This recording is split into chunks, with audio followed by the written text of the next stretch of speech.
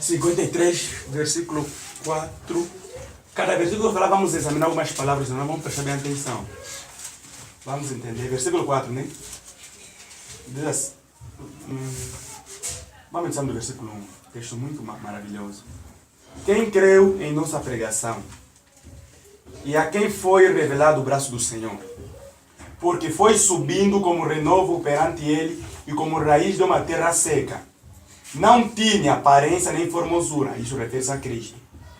Olhámos-nos, mas nenhuma beleza havia que nos agradasse ou nos desejássemos.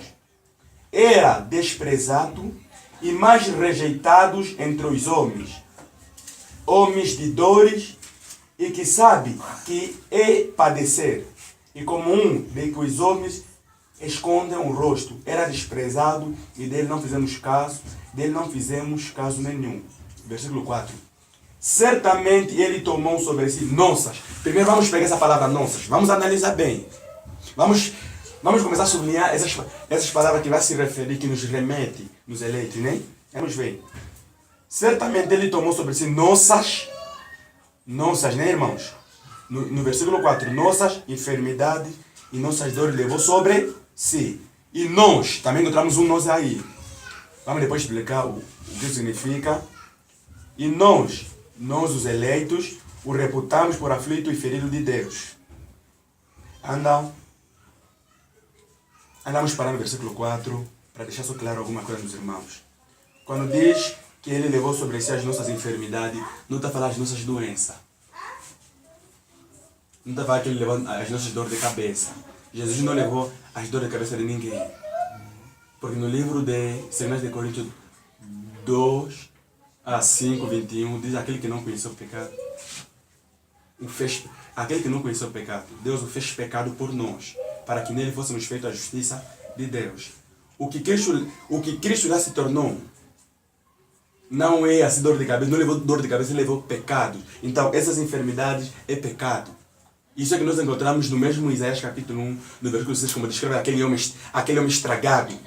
A Bíblia mostra aqui que? A Bíblia mostra aqui da planta, da cabeça até a planta dos pés estão cheias de feridas, sem espremidas, cheio de pus e sangue, sem espremidas, cheio de pus, remetendo à depravação total do homem. O homem para Deus é tipo aquele homem bem ferido, bem estragado, cheio de pus, feridas abertas, cheio de sangue. Então, essas enfermidades é o pecado que Cristo levou sobre si. Não está falando de dor de cabeça. Cristo já levou dor de cabeça por quê, irmão? Não tem sentido, amém, irmãos? Versículo 5. Mas ele foi transpassado pelas nossas. Novamente encontramos as mesmas expressões, certo, né? No 4 e no 5, não encontramos as mesmas expressões nossas. Nós, irmãos, não estão a acompanhar bem. Nossas, né? Nossas transgressões. E moídas pelas nossas, sempre nossas iniquidades. E o castigo que nos traz a paz estava sobre ele. E pela sua pisaduras fomos sarados. Todos nós andávamos desgarrados como ovelhas. Cristo morreu por quem? Pelas suas ovelhas. Todos nós andávamos desgarrados como ovelhas. Cada um se desviava pelo caminho, mas o Senhor fez cair. Olá! Mas o Senhor fez cair sobre ele iniquidade de nós todos. Novamente, essas palavras, nós todos, nossa. Vamos entender alguma coisa. Continuação. Ele foi oprimido e humilhado, mas não abriu a boca. Como cordeiro foi levado ao matador. E como ovelha muda perante os seus tosqueadores. Ele não abriu a boca. Por juízo opressor. Foi arrebatado. E da linhagem, quem dela cogitou? Porquanto foi cortado da terra dos viventes, por causa das transgressões do meu povo. Olha, ele começou a pegar nós, e está trazendo ao povo, mostrando que o sacrifício de Cristo é para o seu povo. Não para todo mundo, não terminamos, não para todo mundo, mas para seu povo. Ele está trazendo a ideia. Vocês, aí tem pessoas que falam assim, vocês querem saber acerca do sacrifício de Cristo? Bem, eu vou trazer à tona o que Cristo ele fez. E ele fez para quem? Para seu povo. Para seu povo. De acordo também com Mateus capítulo 1, versículo 21, que brevemente nós vamos abrir, que diz que ela, a Virgem, concederá um filho. E que lhe porá o nome Jesus Cristo, porque ele salvará o seu povo dos seus pecados. Olha o termo, não diz salvará o mundo, mas o seu povo. O seu povo vive no mundo, então é desse povo que ele vai salvar. Não o mundo todo, mas o seu povo. O seu povo, né, irmãos? Estamos aí, né? Estamos no versículo 8. Por causa da transgressão do seu povo, ele foi ferido. Designando-lhe a sepultura com os perversos, mas com o rico esteve na sua morte, posto que nunca fez injustiça, nem dolo algum se achou na sua boca. Todavia, ao Senhor agradou Moelo, fazendo-o enfermar, quando der a sua alma como oferta pelo pecado. Preste bem atenção, verá sua posteridade e prolongará os seus dias. E a vontade do Senhor prosperar nas suas mãos. O sacrifício de Cristo tem que resultar alguma coisa. Se não resultar, não vale para nada. Aí está trazendo que é a vontade do Senhor. Vamos prestar bem atenção. É a vontade do Senhor prosperar. É a vontade do Senhor que o sacrifício de Cristo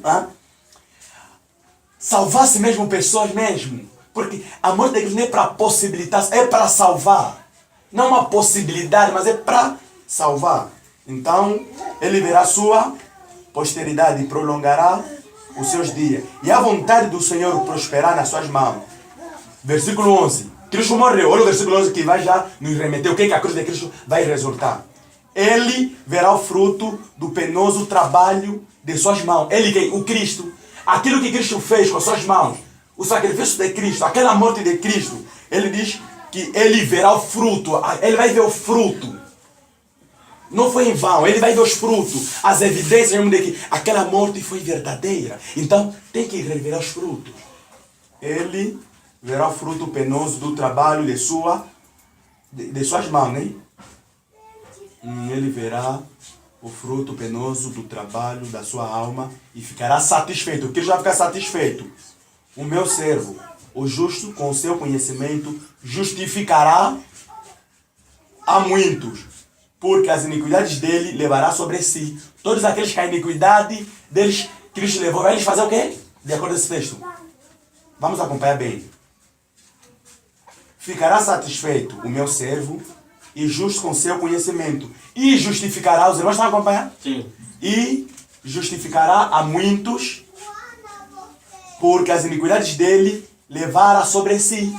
Vai justificar aqueles que a iniquidade dele levou sobre si. Quem? Cristo não vai justificar porque não leva as suas iniquidades. Quem vai no inferno é porque Cristo não leva as suas iniquidades. Continuação, vamos já terminar. Porque isso eu lhe darei muito como a sua parte, e com os poderes repartirá ele o despojo. Porquanto derramou a sua alma na morte, foi contando com os transgressores, contudo, levou sobre si o pecado de muitos e pelos transgressores intercedeu. Vamos entender. Cristo, a Bíblia, em João 17, Cristo intercedeu por quem? Aqui diz que ele intercedeu pelos transgressores. Cristo naquela cruz, ele só intercedeu pelos transgressores. Aqueles que quebraram a lei, mas que foram eleitos, é que Cristo intercedeu por eles. Então nós vamos ver que Isaías ensinou que Cristo suportaria e absolveria a ira de Deus pelo pecado do povo de Deus. Como fruto da tal obra, ele os justificará. Ele os justificará. Porque nós já tivemos, só já no Isaías 53, versículo 6, declara que Deus lançou sobre Jesus a iniquidade de todos nós. Mas o versículo imediatamente anterior deixa claro que aqueles pelos quais Jesus suportou a iniquidade são aqueles que foram trazidos a um estado de paz. Por isso diz que o castigo que nos traz a paz. A morte de Cristo trouxe paz nos eleitos.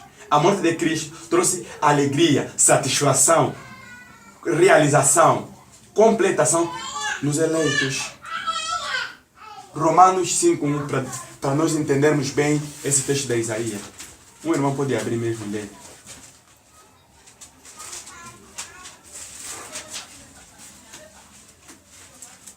Diz assim, Romanos 5:1: sendo, pois, justificados pela fé, temos paz com Deus, por nosso Senhor Jesus Cristo.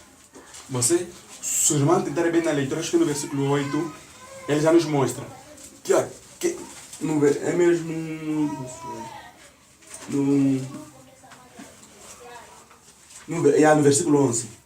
Ele verá o fruto do penoso trabalho de sua alma e ficará satisfeito, meu servo.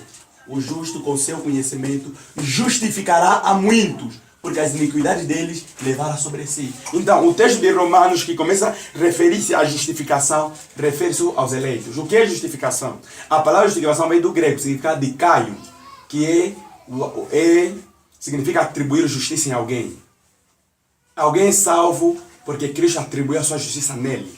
O termo justificar vem do grego, que quer dizer dikaio. E dikaio quer dizer atribuir justiça. A pessoa é salva mediante a obra de Cristo. A pessoa é aceita por Deus mediante a obra de Cristo. A pessoa vai no céu mediante a obra de Cristo. Todas as coisas que Deus faz para Deus nos atender é mediante a Cristo. Todas as coisas é mediante a Cristo. Os irmãos estão a entender? Deus nos aceita por meio de Cristo.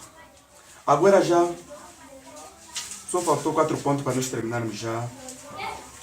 A pergunta é por quem Cristo morreu, né? Os irmãos agora vão botar no vosso caderno.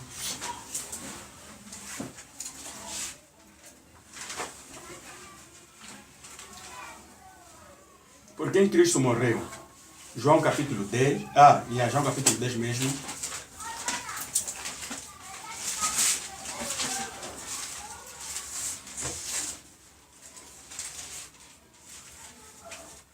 Por quem Cristo morreu? João capítulo 10, versículo 14 a 15. Por quem Cristo morreu? João capítulo 10, versículo 14 a 15. Diz essa palavra do Senhor. Eu sou o bom pastor. Conheço as minhas ovelhas. E elas me conhecem a mim. Assim como o Pai me conhece a mim, eu conheço o Pai. E dou a minha, Jesus falando, a minha vida pelas ovelhas. Vamos agora entender.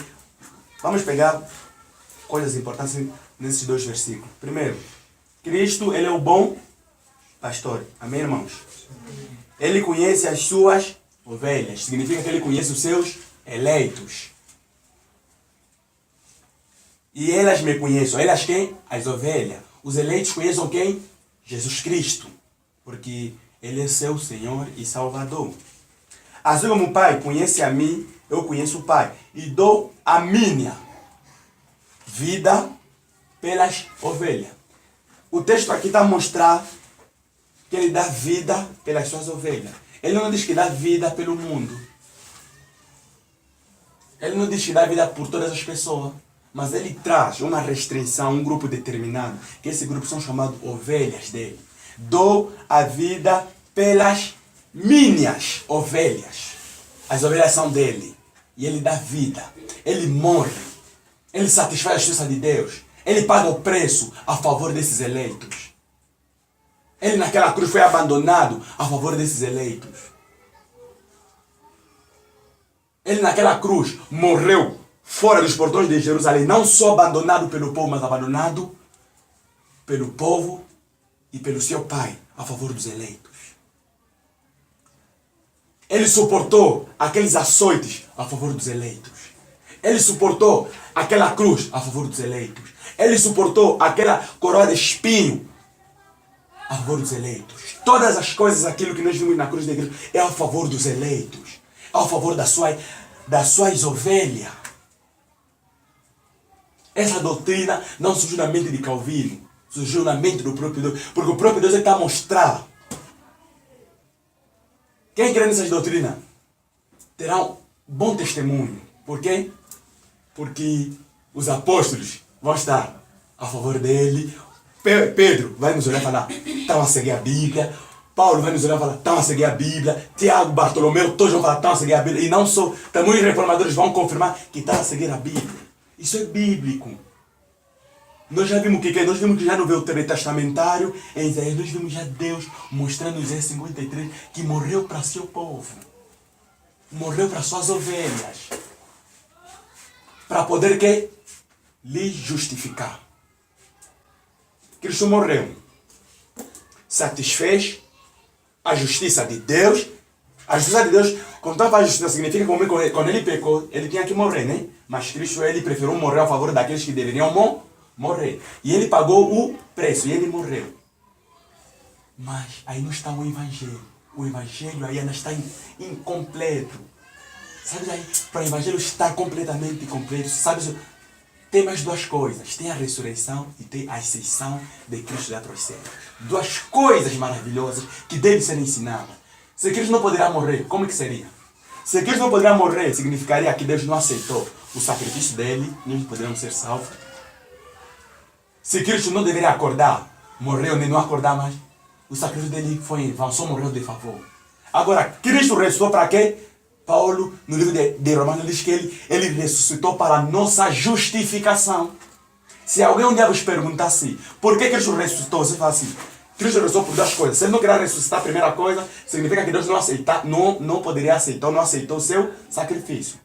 Se Cristo não deveria ressuscitar, significa que Deus não aceitou. Agora, ele ressuscitou para a nossa justificação. Para nos declarar justo perante a Deus. É Cristo que nos declara justo perante a Deus. O homem é aceito mediante a justificação que Cristo faz na vida dele. Quando Deus, porque nós só entra pessoas perfeitas, justo, sem pecado. Vamos ver nós aqui, estamos cheios de iniquidade, cheios de falsidade, muito pecado jorra nas nossas veias, nas nossas entranhas. Então, Cristo ele pega as suas obras, a sua justiça, deposita, imputa a nós, vai nos atribuir. E Deus nos olha no seu tribunal, olha, inocente, entra para o céu. Inocente, entra. Olha os outros que nunca foram eleitos por Deus desde toda a eternidade, que Deus não morreu por eles. Deus fala, vocês não estão justificados, vocês não são as minhas ovelhas. Vocês não são minhas ovelhas. Por isso que sabemos, quando nós terminamos esse pessoal, vai ver Jesus falar nos fariseus, muitos de vocês não creem porque vocês não são minhas ovelhas. Vocês não creem porque não são minhas ovelhas. Então, lago de fogo. Irmão Batista, agora aqueles que mataram a Cristo.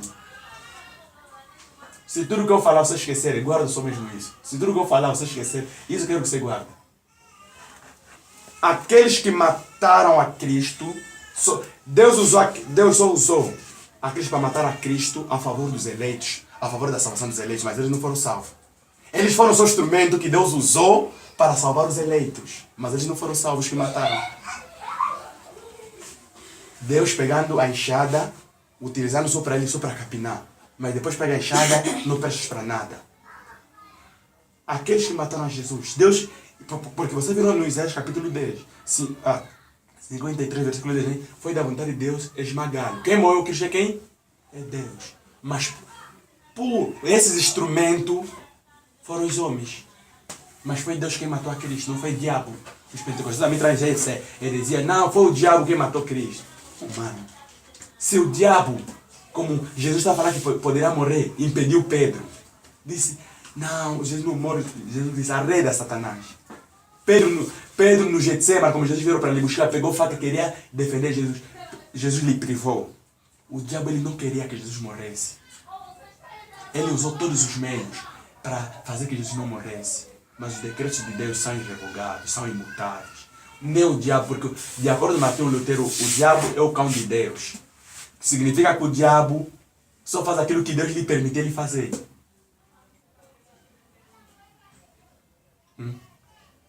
Deus meteu uma corda no pescoço do diabo, é o cão dele. Sabe? Ele anda lá um pouquinho. Deus meteu limites nele. Anda. Chega, quer mais ir um pouquinho em frente, não. Aquele é o limite que Deus estabeleceu para ele mesmo. Ele não pode. Ele não vai se dissolver, ele não vai fazer nada. Deus é soberano. Amém, irmãos? Aqui só vamos abrir mais um outro texto, esse por causa das suas ovelhas, para nos darmos sequência dos outros. Efésios, nós ditamos muitos textos nesse ponto, né? Esses outros textos, os irmãos vão rever em casa. Efésios capítulo 5.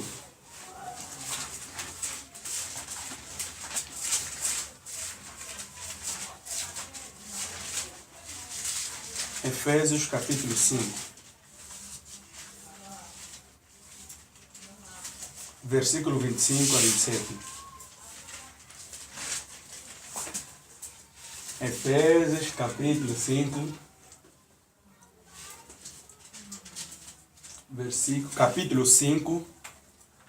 Capítulo 5, versículo 25 a 27, diz assim, vamos acompanhar, irmãos. Marido, amai-vos a vossas mulheres, como Cristo amou a igreja. O mundo ou a igreja que Cristo amou? A igreja. E assim mesmo se entregou por ela. Cristo se entregou a favor de quem? Da igreja. Se entregou a favor do mundo? Não. Como estava falando do mundo, estava me ver em todas as classes de todos. Continuação. Para que o santificasse, tendo purificado por meio da lavagem da água e pela palavra, para apresentar a si mesmo igreja gloriosa, sem mácula, nem ruga, nem coisa semelhante, porém santa e sem defeito. Então, Cristo amou quem? A igreja. Essa igreja está identificada como suas ovelhas. Vamos trazer a ideia, o conceito da igreja. Uma pessoa é igreja? Não. Não, uma pessoa é igreja? Não. É membro da igreja, né? O conjunto de todos os membros que eles torna igreja. Cristo morreu primeiro para suas ovelhas, mostrando no individual. Depois que ele está trazendo a ideia já que nesses indivíduos, nesses todos que Cristo lhes amou, lhes trouxe, já lhes arrumou e já lhes declara, morreu para a sua igreja. Lá que fala, morreu pelas suas ovelhas, está a trazer a particularidade dos eleitos. Uma ovelha morreu assim, por todos. Agora, pegando todos os irmãos, ele já traz a ideia para a sua igreja. Morreu para a sua igreja e assim mesmo se entregou ali na cruz do Calvário para a sua igreja. Não para o mundo, não para todos os homens, mas para a sua igreja. Irmão Batista, será que isso esfria? Agora, será que aprendendo essas doutrinas vai nos esfriar, nos ajudar? De maneira nenhuma. Algumas pessoas entendem mal essas doutrinas, falam, não, isso não está dando vontade para pregar, não. A Bíblia mostra no livro de Romanos, entre o 5, algo assim parecido, ele diz que 9 ou 8, ok, ele diz que Paulo, ele sempre rogava a prol do gentio, ele orava. E até no livro de Gálatas, ele fala assim, eu sofro dor de parto, até que Cristo se forme em vós. Paulo não se importava, mesmo ele ensinando essas doutrinas, ele sabia que tem eleitos de Deus lá fora. E ele pregava para todos, porque nunca se atrevem, saber alguém, hoje lhe pregaste, não creio, esse também não é eleito. Não é assim, não é dessa forma, não entendo dessa forma. Alguém já te duvidou 3 vezes, vai a mulher, e tem irmãos que vai querer levar isso na cara, você também já não é eleito, fica também, tia, eu vou ir na minha casa. Não se faz isso, não se faz isso. Significa que quando existem 2 chamados na Bíblia, o chamado externo e o chamado interno. Certo, né, irmão? O chamado externo é um externo interno. Externo é um externo, né? Sim. Externo, né? Externo é que abrange Todo mundo. O chamado externo é que os pregadores devam viver. Eu, se for para pregar, eu vou pregar todos. Vou lhes mandar eles que se voltarem para Deus. Está a ver? Porque eu não conheço quem é e quem não é eleitos. E eu não posso chegar. Você é eleito. Porque as nossas vidas não conseguem identificar quem é um eleito. Apesar de que nós vimos alguma manifestação, não é ser um eleito, porque apresenta algumas coisas que a Bíblia apresenta. Mas assim, só do nada, nós não conseguimos descrever esse eleito de Deus, esse não é eleito de Deus. Porque talvez aquele que apresenta boas obras, um dia vai se tornar filho do diabo e vai morrer no inferno.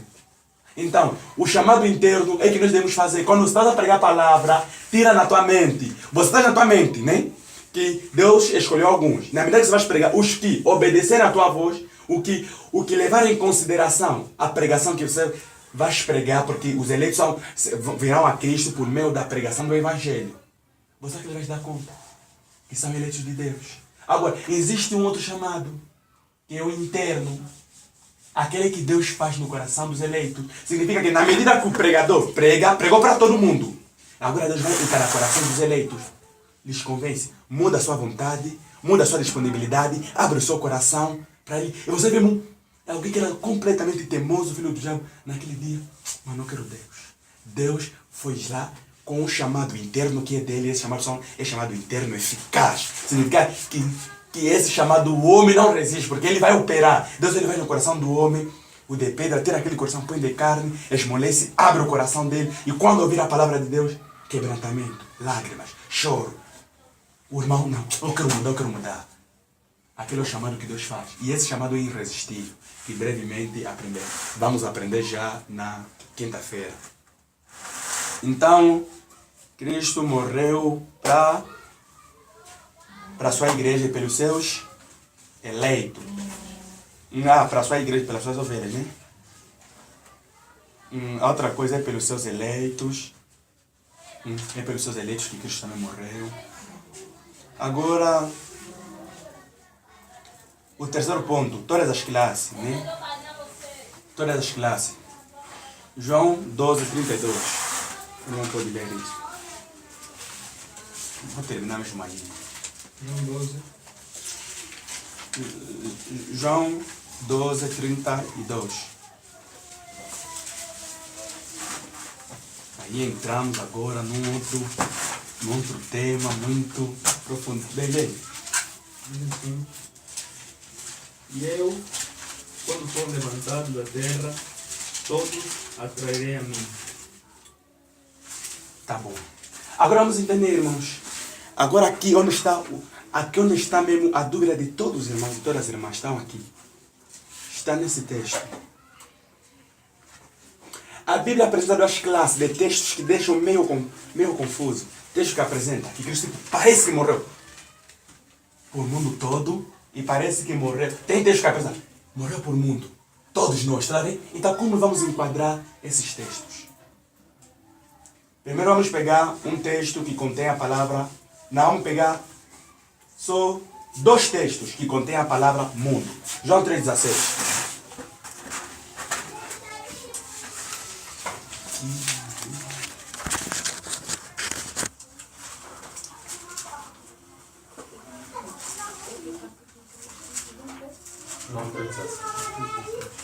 Deus amou todo de tal maneira. Já lê, irmãos? Um santo do Senhor pode fazer o favor de fazer a leitura.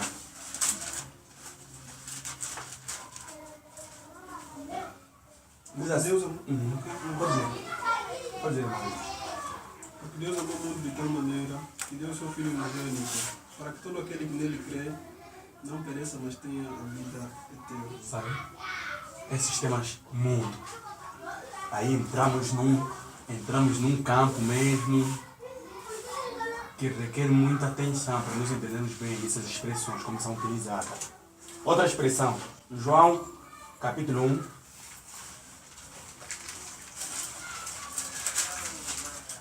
versículo 9 e o 29. João capítulo 1, versículo 9 e 29.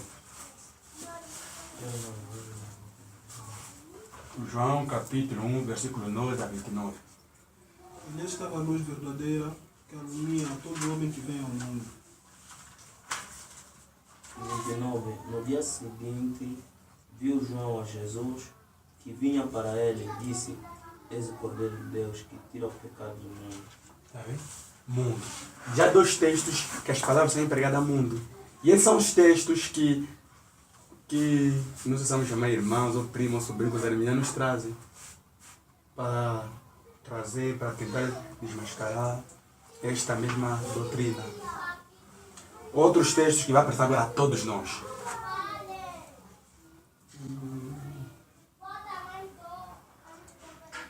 Vamos abrir 1 de Timóteo. Os textos mais abertos pelos arminianos.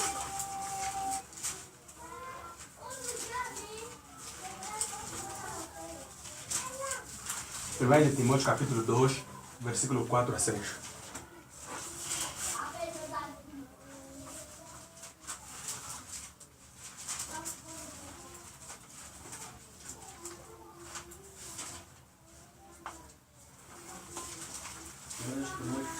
Capítulo 2, versículo 4 a 6. Que quer de todos os homens se salvem e venham ao conhecimento da verdade. Porque há um só Deus e um só mediador entre Deus e os homens, Jesus Cristo, o homem, o qual deu a si mesmo em preço de redenção por todos, para servir de testemunha a seu tempo. Para o que digo, a verdade em Cristo, não minto. Fui constituído pregador e apóstolo e doutor dos gentios na fé e na verdade. Quero, pois, que os... É a vontade de Deus que todos se salvem.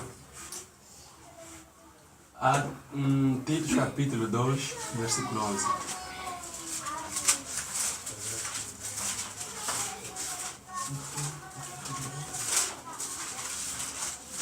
Diz assim: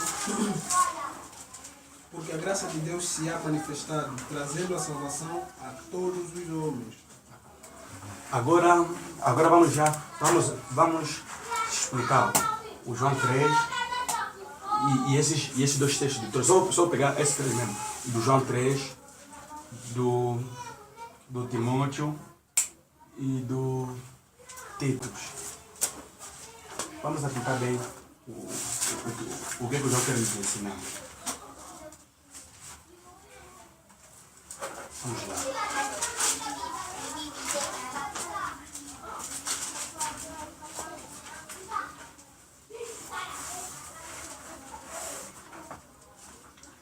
Vamos lá. Porque Deus amou o mundo de tal maneira que deu o seu Filho unigênito, para que todo que nele crer não pereça, mas tenha a vida eterna. Versículo 17. Porquanto Deus enviou seu Filho ao mundo, não para que julgasse o mundo, mas que o mundo fosse salvo por ele. Só aí. A expressão mundo aqui empregado em João capítulo 3. Primeira coisa, devemos saber quem foi João. João foi um judeu, alguém que pertencia na vida de Israel. E o que os judeus tinham na mente? Os judeus tinham na mente que a salvação somente era para eles. Isso até também nós entramos no livro de Atos, como Deus abre, acho que no capítulo 11 aqui, quando Deus abre aquela visão para Pedro. Os gentios eram considerados como animal imundo. Preste bem atenção. Os gentios eram considerados como animal imundo. E Pedro, no livro de Atos, ele teve uma visão que ele começou a ver alguns animais. Também lá, contei lá tipo o porco, ok? E que lá na visão, a voz vinha, mata e come. Ele disse, não vou fazer isso, porque nunca na minha boca entrou algo impuro. Mata e coma, segunda vez. Nunca na minha boca entrou algo impuro. Mata e coma.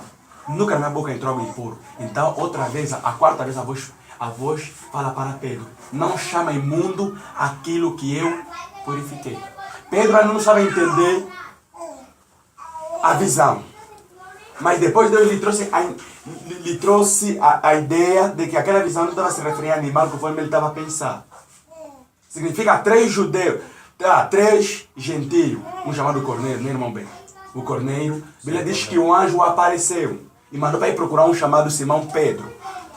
Para ele ir lá, ele sabe o que? Que falará para ele. Então, eles eram os 3. O Cornélio e os seus 2 homens, assim são os 3. Aquelas 3 vozes são aqueles 3 homens. Aquelas 3 vezes que estavam mandando para matar, também são os 3 homens.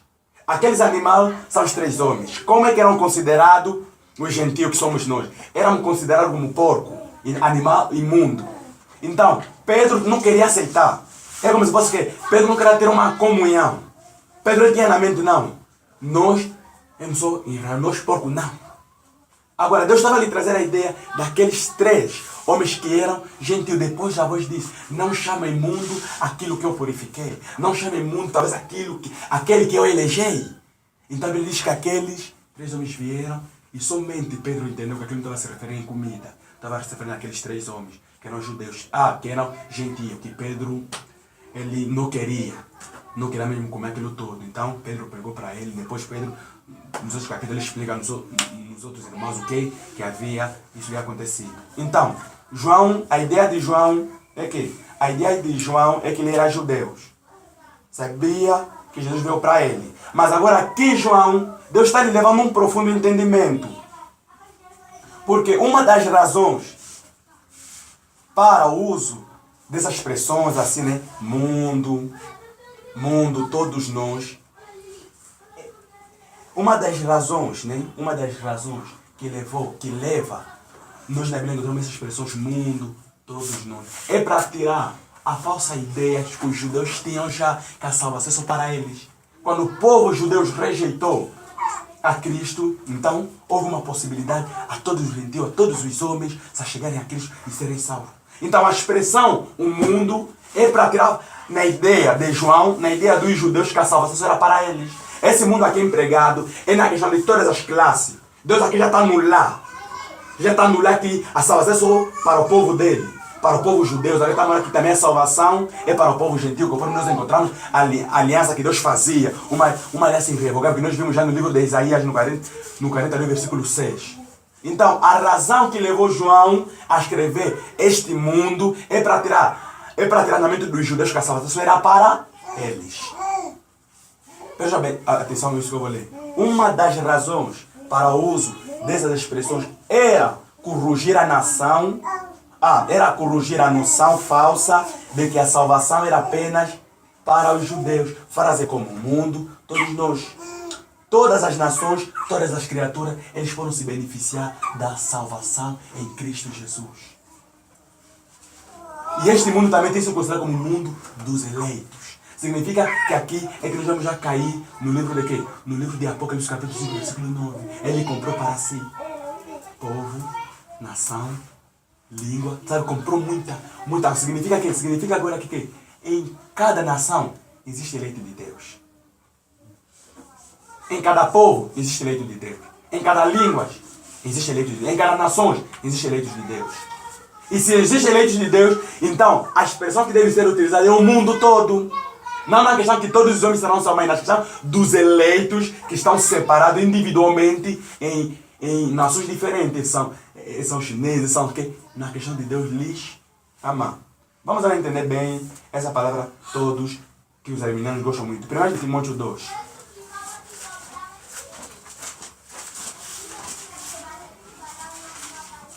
Vamos pegar a vontade de Deus, só esse texto mesmo.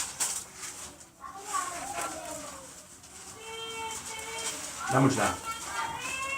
Alguém onde é que te abrir esse texto, vai lhes fazer a seguinte pergunta. Vamos lá, vamos observar. Versículo 4. O qual deseja que todos os homens sejam salvos e cheguem ao pleno conhecimento da verdade. Né? Nós vimos a palavra todos. No versículo 1 também, ele utiliza a palavra todos. Como é que o versículo 1 utiliza a palavra todos? Pega um versículo 1 e versículo 2. Antes de tudo, pois exorto que se usa a prática de súplica e orações, intercessões e ações de graça em favor de todos os homens, né? Todos os homens. Agora ele vai nos mostrar aqui quais são esses todos os homens. Para ele definir quais são esses todos os homens. Em favor dos reis, que são todos os homens, em favor dos reis e de todos os que se acham investidos de autoridade, para que vivamos vida tranquila e mansa, com toda piedade e respeito. Agora aqui já vamos entrar. Nós também vimos as duas palavras utilizando todos nós. Se alguém trazer esse texto, não, irmão, aqui estamos falando que Jesus veio morrer para todos, porque ele está a dizer a qual deseja que todos os homens sejam salvos. Agora, por que todos os homens não são salvos? Se há vontade de Deus que todos os homens sejam salvos, por que todos os homens não são salvos? Visto que em Jonas 2:9 diz que a salvação vem de Deus. Mas vamos conseguir entender? Alguém vai trazer esse texto. Não é a vontade de Deus. Agora você pergunta. Se é a vontade de Deus que todos nem sejam salvos, e por que então que todos não são salvos? Ele vai falar, não, porque não aceitou. Não, a questão nem é aceitar, porque a salvação vem de Deus. E ele diz ainda assim, para que todos sejam salvos e cheguem ao pleno conhecimento da verdade. Se é a vontade de Deus que todos sejam salvos e chegam ao pleno conhecimento da verdade.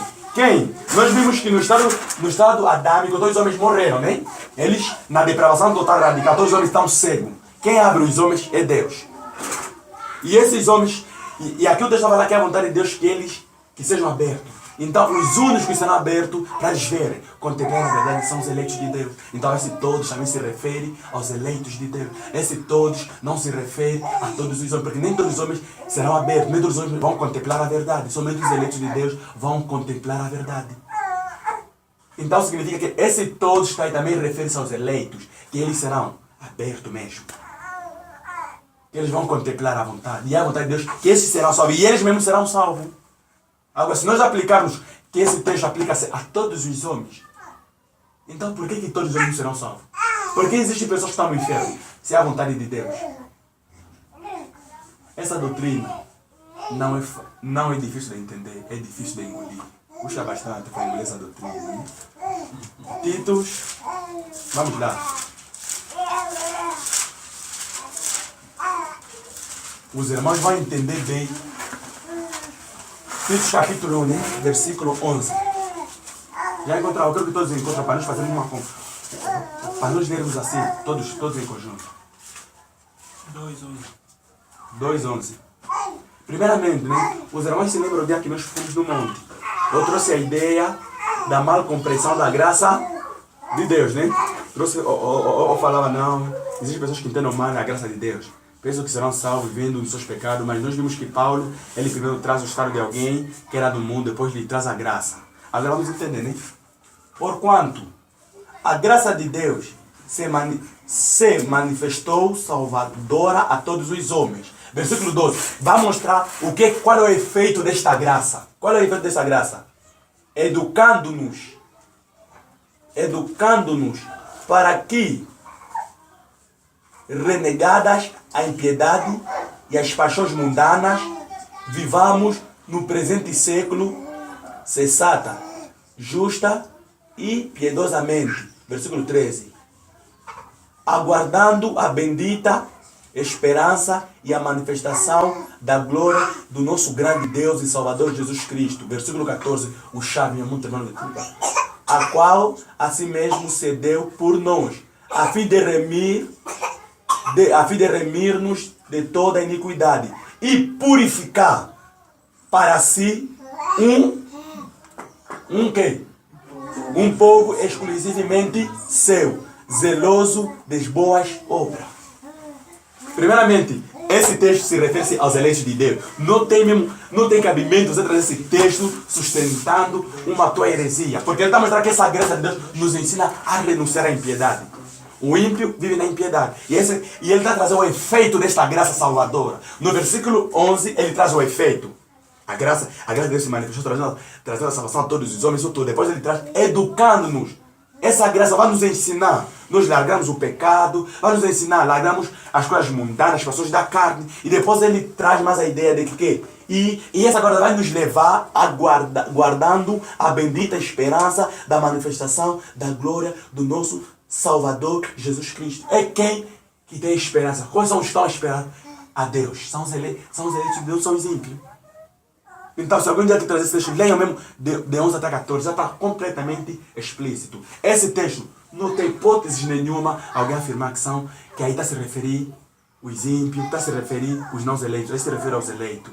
E ele ainda conclui no versículo 14, a fim de purificar para si um povo seu. Já tem um povo de Deus, dele mesmo, dele. Exclusivamente dele mesmo, dele. Deus vai purificar quem? Igreja. Vai purificar todos os homens? Não, vai purificar o seu povo. As suas ovelhas. E outra coisa, vou já terminar em João 17. Vamos em João 17. Irei terminar em João 17.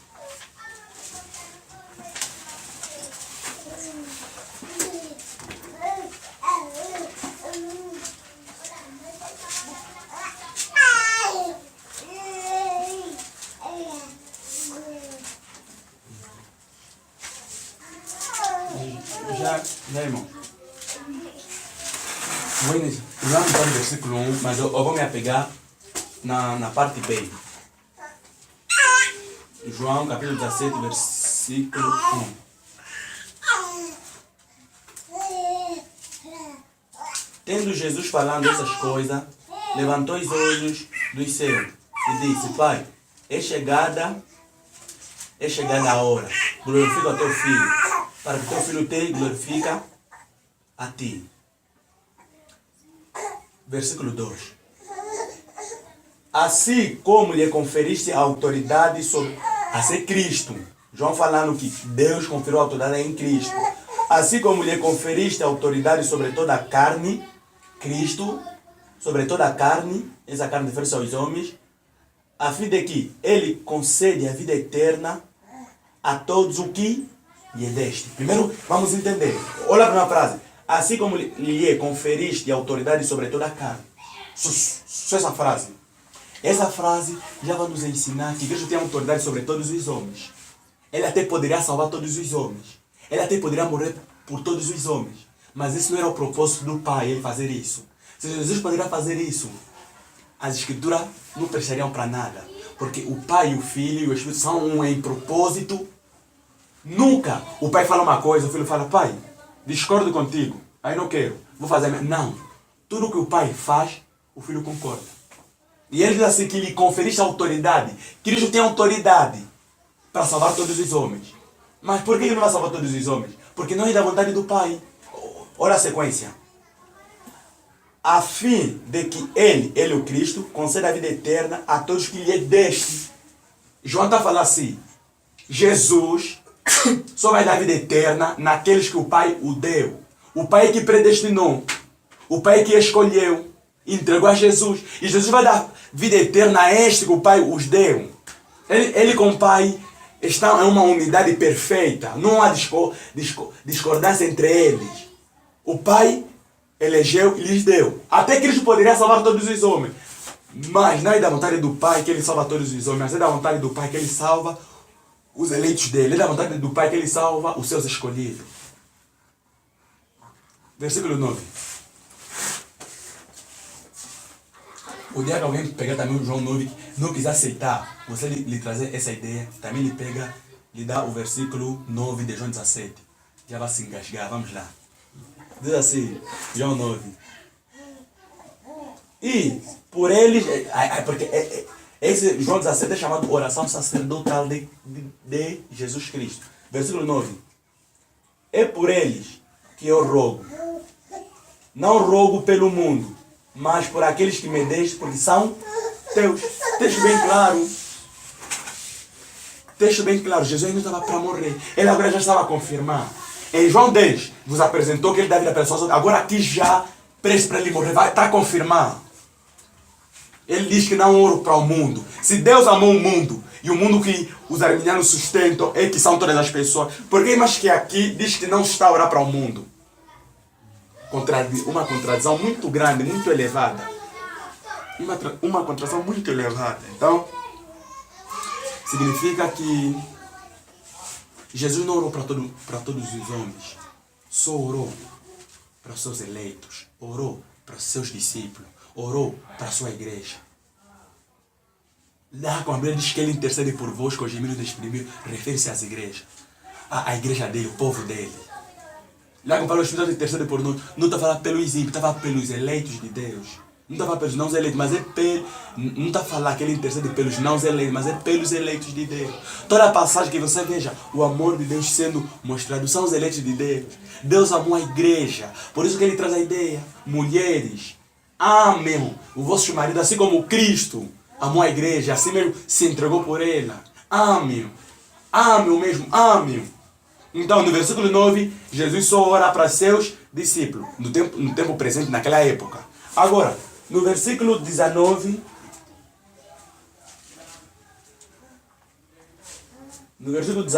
e o 20. No versículo, João 17, versículo 19 e 20, diz assim: e ao favor deles, eu me santifico a mim mesmo, para que deles também sejam santificados na verdade.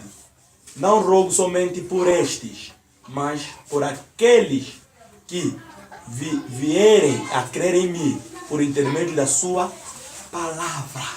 Ele também orou a favor dos eleitos desse tempo. Aí era 2000 anos depois, já séculos passados, e ele também estava a orar a favor dos eleitos de Deus que brevemente crerão. Então nós vamos ver que se Jesus morreu por todos, quando alguém não quiser crer nessa doutrina, ele pergunta: se Jesus morreu por todos, por que não orou por todos, só orou para alguns? Fica meio complicado. E alguns querem trazer um texto que não tem completamente cabimento, o João 1,12. Deus amou o mundo. Me diz 1,12. Todos quanto receberam. Não, para você ser eleito de Deus, tens que lhe receber. Será que nunca leram Atos, capítulo 13, versículo 48? Abra mesmo Atos 13, 48. Termino com Atos 13, 48.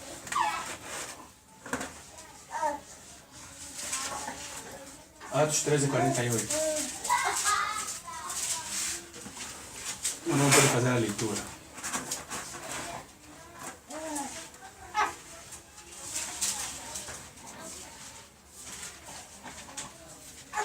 E os gentios, ouvindo isto, alegraram-se e glorificaram a palavra do Senhor. E creram todos quantos estavam ordenados para a vida eterna. É ordenado, é destinado, é predestinado, é a mesma coisa.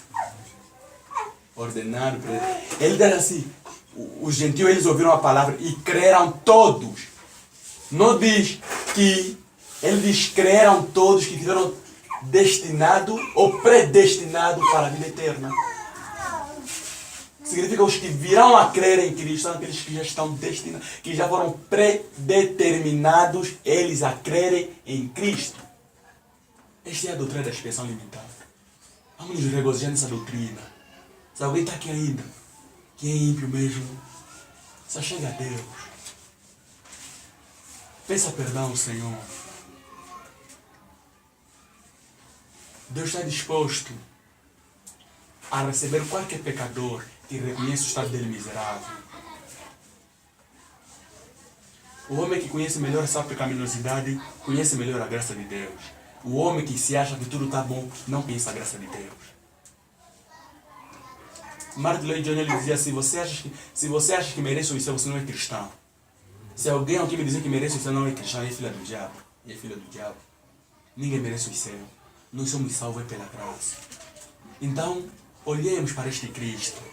Olhemos para o Redentor esmagado naquela cruz. Esta é a palavra do Senhor. É minha igreja. Momentos de